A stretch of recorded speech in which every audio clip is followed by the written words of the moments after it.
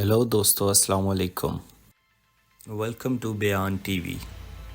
دوستو، آج آپ کے لیے ایک حیران کر دینے والی سٹوری لے کے حاضر ہوئے ہیں۔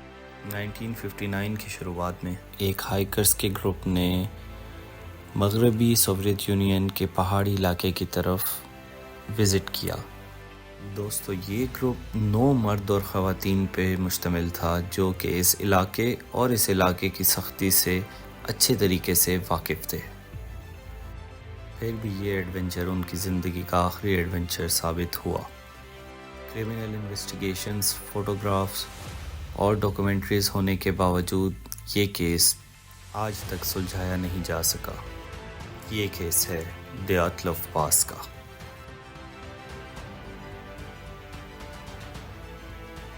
جنوری 23 کی صبح 10 افراد پر مشتمل ایک ہائیکنگ ٹیم یورل ماؤنٹینز کی طرف روانہ ہونے کے لیے ٹرین پہ سوار ہوئی۔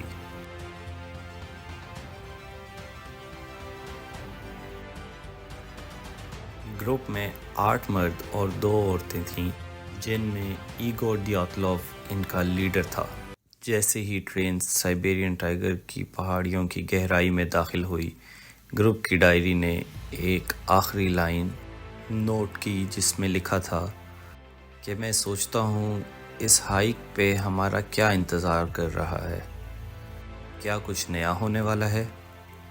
اگلے کچھ دنوں میں ہائیکرز کا یہ گروپ کبھی بس، کبھی ٹرک اور کبھی گھوڑے کے ذریعے آگے بڑھتا رہا اور آخرکار پیدل چلنا شروع ہو گیا۔ جنوری 28 کو ایک ہائیکر جس کا نام یوری یوڈن تھا، اس نے بیماری محسوس کی اور وہ اس گروپ سے جدا ہو کے واپس جانے کی تیاری کرنے لگا، جبکہ باقی کے 9 ممبرز نے آگے جانے کا فیصلہ کیا۔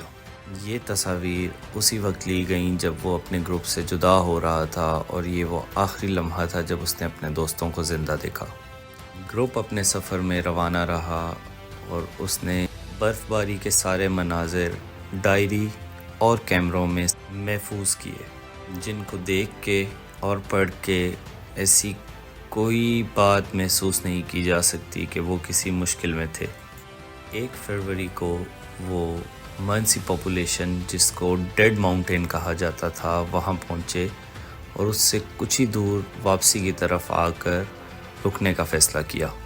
یہ وہ چند آخری تصاویر ہیں جو کیمروں سے ریکور کی گئیں، اور ڈائری نے اپنی آخری بات ریسیو کی جس میں لکھا تھا کہ انسانی آبادی سے دور ہو کر بھی پہاڑی کے کونے پہ اتنا آرام دہ ہونے کا تصور بھی کیا نہیں جا سکتا۔ کچھ ہی ہفتوں کے بعد ان کے دوستوں اور رشتہ داروں نے ان سے رابطہ نہ ہونے پر ڈسکشن شروع کر دیا، اور کافی سوچ وچار کرنے کے بعد انہوں نے ان کو ڈھونڈنے کے لیے آپریشن شروع کرنے کا تہیہ کر لیا، اور آخرکار 26 فروری کو ان کے دوستوں کو ان کا کیمپ نظر آ گیا، جس کو دیکھتے ہی ان کو یہ اندازہ ہو گیا کہ کچھ بہت ہی زیادہ غلط ہو چکا ہے، کیونکہ ٹینٹ برف سے ڈھکا ہوا تھا۔ اس ٹینٹ میں ان ہائیکرز کی چیزیں تو بالکل صحیح پڑی ہوئی تھیں، لیکن وہ ٹینٹ بذات خود اندر سے کسی چاقو کی مدد سے کاٹا گیا تھا۔ اگلے ہی دن ان کے دوستوں کو اترائی کی طرف جاتے ہوئے 9 قدموں کے نشان ملے، جنہیں دیکھ کے یہ پتہ چلتا تھا کہ یہ بہت آرام سے چل کے گئے ہیں۔ دوستو، یاد رکھیے کہ جب بھی آپ برف کے اوپر بھاگ کے جائیں گے تو نشان بہت دور پڑیں گے۔ ان نشانات کو دیکھ کے یہ واضح پتہ چل رہا تھا کہ یہ بہت آرام سکون سے چل کے اترائی کی طرف گئے ہیں۔ اسی ڈائریکشن میں چلنے کے آدھے کلومیٹر کے بعد ان کو ایک درخت کے نیچے آگ کے کچھ نشانات ملے اور اس ہی کے قریب 2 افراد کی لاشیں ملیں۔ حیران کن طور پر ان لاشوں کے اوپر کوئی پراپر کپڑے نہیں تھے، نہ جیکٹس، نہ کوئی اور چیزیں، صرف لائٹ شرٹس اور ان کے انڈر گارمنٹس تھے۔ قریبی جو درخت تھا وہ 5 میٹر اونچے ہونے تک ٹوٹا ہوا تھا، جس سے محسوس ہوتا تھا کہ اس پر کسی نے چڑھنے کی کوشش کی ہے، جو کہ یا تو انہوں نے اندھیرے میں اپنے ٹینٹ کو ڈھونڈنے کے لیے کی یا پھر کسی چیز سے یا کسی شخص سے چھپنے کے لیے استعمال کی۔ اگلی 3 لاشیں درخت اور ٹینٹ کے درمیان میں ملیں، جن کے کپڑے پچھلی 2 لاشوں سے کچھ زیادہ بہتر تھے، مگر ان کے بھی شوز، جیکٹ اور ایسی کوئی چیز موجود نہ تھی۔ ان کی لاشیں ٹینٹ کی سمت ملی، جس سے معلوم ہوتا تھا کہ وہ لوگ ٹینٹ کی طرف واپس جا رہے تھے۔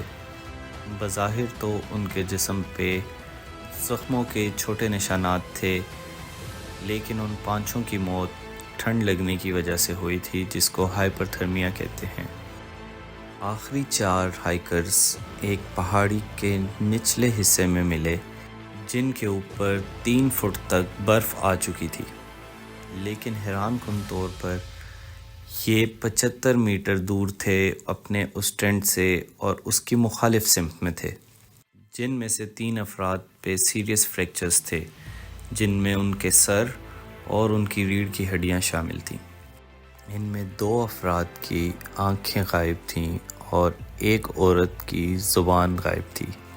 ان سب باتوں میں ایک حیران کن بات یہ تھی کہ 3 کپڑوں کے جوڑے ایسے تھے جو ریڈیو ایکٹیو پائے گئے۔ دوستو، ریڈیو ایکٹیو یعنی تابکار۔ دوستو، یہ تھا ڈیوتلف پاس کا کیس، جو 50 سال سے زیادہ ہونے پر بھی آج تک سلجھایا نہیں جا سکا۔ ایسی مزید ویڈیوز کے لیے ہمارے چینل کو سبسکرائب کریں اور بیل آئیکن پہ کلک کریں۔ اپنا اور اپنے پیاروں کا بہت خیال